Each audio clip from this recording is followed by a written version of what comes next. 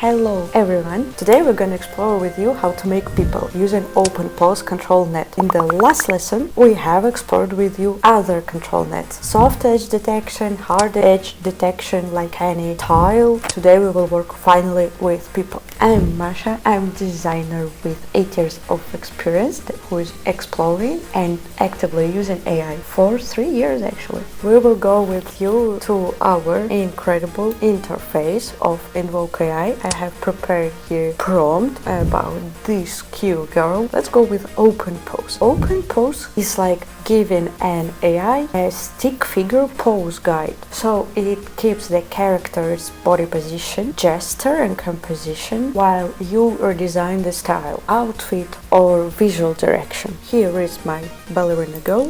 Let's adjust her to B-box. This is her pose. Let's press plus on the layer panel and select control layer. Then we need to add our ballerina here. Let's disable our raster layer, fit to B-box, and we can't choose the model. Some of control nets may work for the image toolbar, but the best adherence is still for stable diffusion. As far as I've heard, the same situation is in InvokeAI unless you find some own nodes from whatever place you want to download them, but it's a bit complicated. Don't worry, we will get into this someday, I hope. But stable diffusion doesn't give that clear pixels as Flux2 for example, and let's dodge it. On the model panel we have Flux2. Our control layer works with stable diffusion. We choose stable diffusion here in the model panel and we can get pose detection now.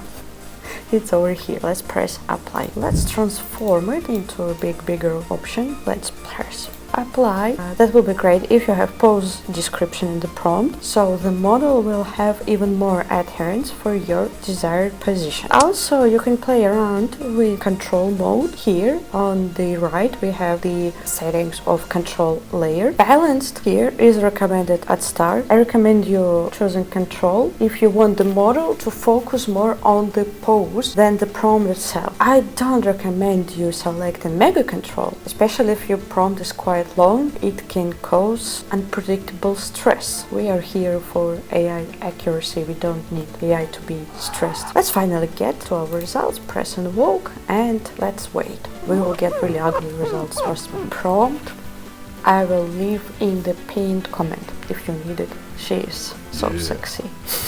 This is stable diffusion. Okay. The body is not so bad actually. But the face is always problematic. In this phase we are aiming for the body control only. The best pose that I like is eventually this one. Now let's repair our general image with Flux2 Klein 4B. Yeah, we can choose it just over here. We will do with you some image-to-image process. What is image-to-image? In short, image-to-image is like giving the AI an existing design as a starting layout. So it can redesign, restyle or refine it while keeping some of its original color, structure, composition, or in our case pose. We need to go to the Flux2. Let's keep the same prompt. Select Flux2. If you don't have it, you can go to the model tab. Like here we have the model manager. Download the models directly to your computer with just interface buttons like I have here. Let's go back to canvas. This girl, this pose that we like, let's press OK. Let's turn off the control layer and let's increase denoising strength a bit, just a bit. We need to do it because we need to adjust the power of mixing noise. You can start from default 0.75 and then play with that parameter. You can see that the denoising strength parameter is just above the control layer. For me it works at 0.85. Let's invoke. This is the first one, but well, something happened to her clothing. Here it seems that her shoes are mixing with her tights, but don't worry, we will repair that with our Inpaint Mask.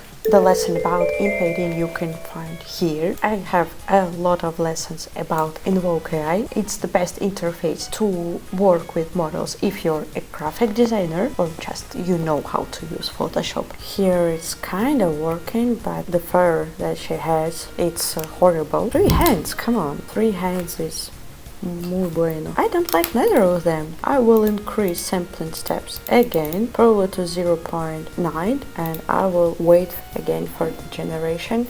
The first one I will discard immediately because this is not the position that we wanted. Here 3 legs, you can see. That one is something is happening here.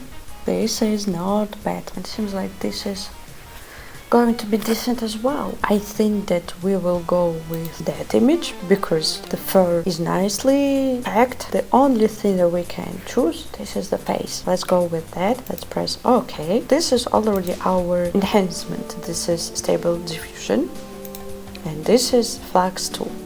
We can turn it off. Let's press Impaint Mask, press B to choose brush, and then just press like over here around the face. The next trick, press C to adjust the B box. This is the frame that we will use to guide the model with pixels. We press Invoke and we see the model is working only inside the B box. But why is it going crazy? Because the amount of denoising strength here is too huge. That's why it's getting like completely outside of the planet. I will drop it to the default level 0.75 and try again. This face I somehow don't like. She is pretty here. For some reason the model is drawing here the back. That's strange. Let's discard it one more time. Yeah, this is going to be pretty.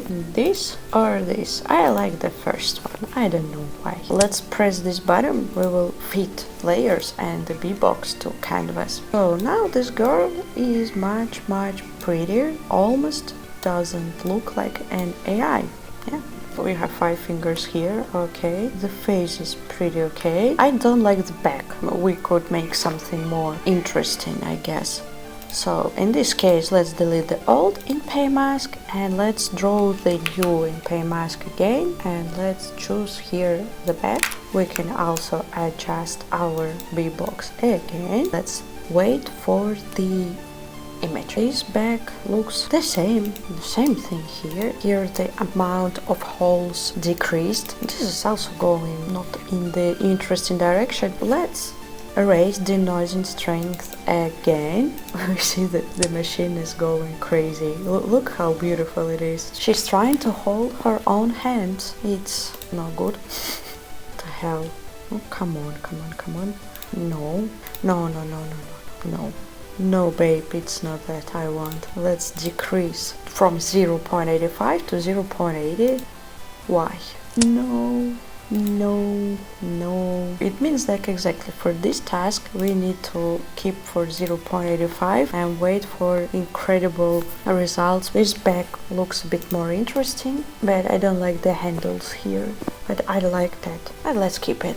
It's more like interesting, I suppose. I like this one. Okay, the second option. This is our girl. We have created her. Let's merge our layers. I want to save it to assets and use my favorite viewer. Let's compare the pose of our ballerina. She got a little bit squeezed because we are in the viewer panel. Kind of copied the pose. But we need to remember what we did here. We have taken with you our image of beautiful ballerina. We made the OpenPose detection using stable diffusion. We generated our ugly image using stable diffusion as well. We used Img2Img, adjusting the denoising strength parameter, and we have chosen Flux2 and generated this beautiful lady. Of course, the face was a little bit strange. We cleaned up the face using Impaint Mask and adjusting bounding box. Pretty easy. Those people who say that OpenPose isn't available in InvokeAI, as you can see, it is available. I hope that you like this lesson. As you can see, AI requires some sort of practical knowledge, practical approaches. You need to dodge, understand how to switch from one model to another using Img2Img. Next lesson, we will probably wipe code something. or not. I don't know. Maybe. Or maybe we will do some lotus. Actually, why not? Or maybe we will do some assets, illustrations in one style. Who knows? There are so many things to explore. I have already 5 scenarios about the workflow. My experience is quite big. Just write me in the comments what you want to explore in InvokeAI. It's pretty interesting world of generative diffusion models. AI will never replace people. Bye bye!